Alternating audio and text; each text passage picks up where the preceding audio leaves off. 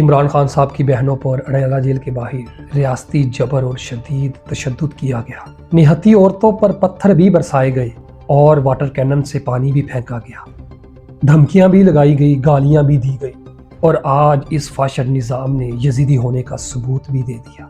میرے پاکستانیوں، یہ جن پہ آج اڈیالہ کے باہر ظلم ہوا ہے نا، ان کا قصور یہ تھا کہ یہ جیل کے باہر اپنے بھائی سے ملنے کے لیے آئے تھے اور جیل مینول کے مطابق ملاقات کے لیے آئے تھے۔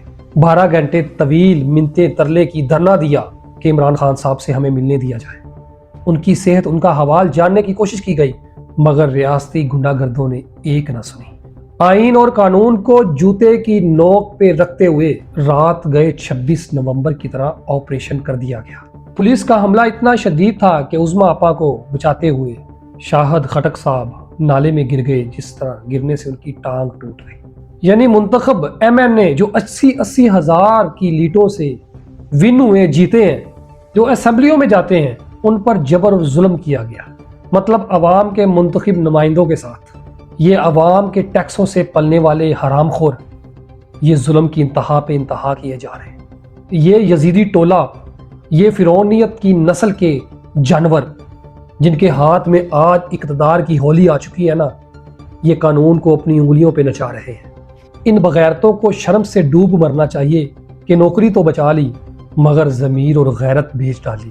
میں سلام پیش کرتا ہوں پاکستان تحریک انصاف اور شوکت خانم کی فیملی کو، جنہوں نے آج مذمت کی ایک اعلیٰ مثال قائم کر دی۔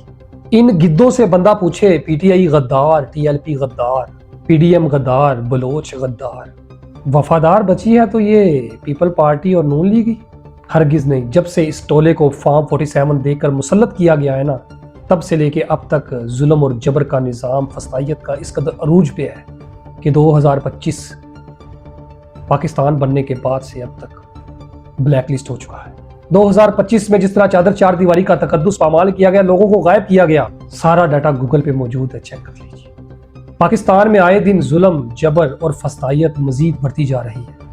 آپ حق اور باطل کو جانتے ہوئے بھی باطل کے ساتھ ہی کھڑے ہوں گے، کیونکہ اگر آپ حق کے ساتھ کھڑے ہوئے تو آپ کو اٹھا لیا جائے گا، غائب کر دیا جائے گا۔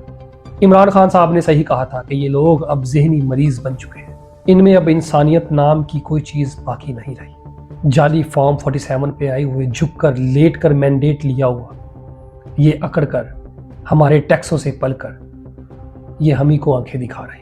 آج پھر عمران خان صاحب سچا ثابت ہوا کہ ان کی جنگ واقعی وقت کے یزیدوں سے ہے۔ واقعی نظر آ رہا ہے ایک انسان، ایک مسلمان بھائی اپنے بھائی پہ یہ ظلم نہیں کر سکتا۔